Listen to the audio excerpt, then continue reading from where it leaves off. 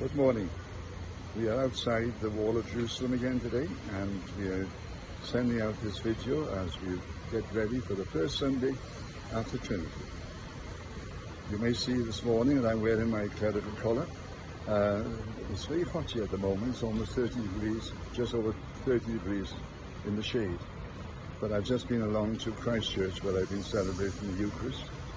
And we got up this morning and the congregation gathered in its usual way.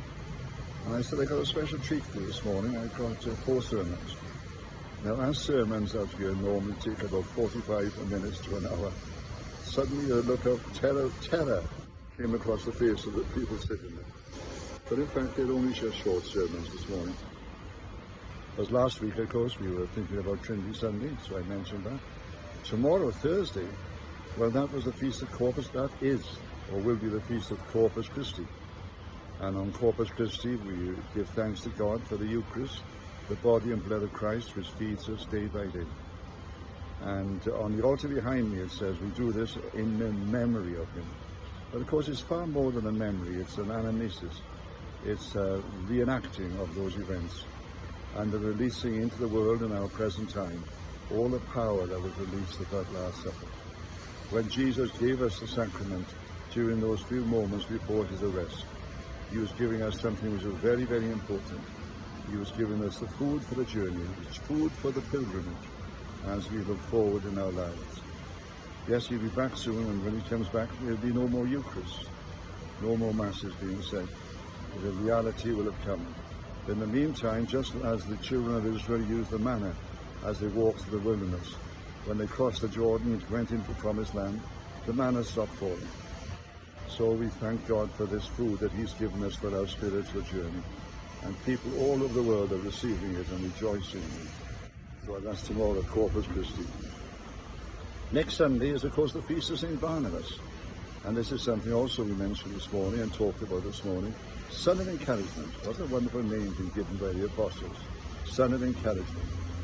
I just want to encourage all of you as well to go to your clergy and think about them and encourage them in what they're doing. Sometimes they're coming under terrible attack from the media, attack from the society.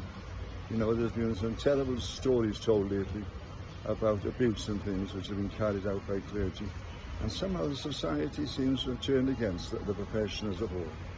That's why I like wearing my collar, because I say, no, I am proud. I'm proud of the ordination that I have, and I'm proud of the role that God has given me. But we have to encourage those who are in ministry, because some of them are coming under terrible attack because of it. And next Sunday, of course, as well, is this lovely story of those who are not keeping St. Barnabas, of the woman touching the hem of Jesus' garment and being healed. You know, we often wonder in our prayer life whether God hears us. Well, Jesus doesn't seem to be even aware of this woman in the crowd, but she knew if she came close and just touched his garment, then she could be healed, and she does it. And suddenly Jesus, realizing the power has gone out from him without him even being aware of it. So we come as well with our prayers, and we offer them to God. Sometimes people come to us, you know, with almost impossible requests for healing. People who are almost at death's door, and if they could bring them back. And we offer the prayers up to God, and we ask that God will bless them and be with them. But now and again, for some reason we don't understand, it seems God will intervene and a great miracle will be released. But I want to encourage you as well, as you think about your lives and think about your prayer life, that you will in fact offer up these prayers to God.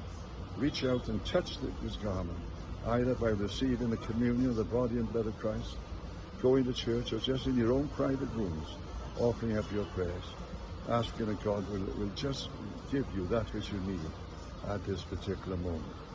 So this morning they had Trinity Sunday, they had Corpus Christi, they had St. Barnabas, and they had the woman who touched his garment and was healed. So when I stopped preaching after about 10 minutes, there was a great relief on the look on their faces, because they so used to long sermons.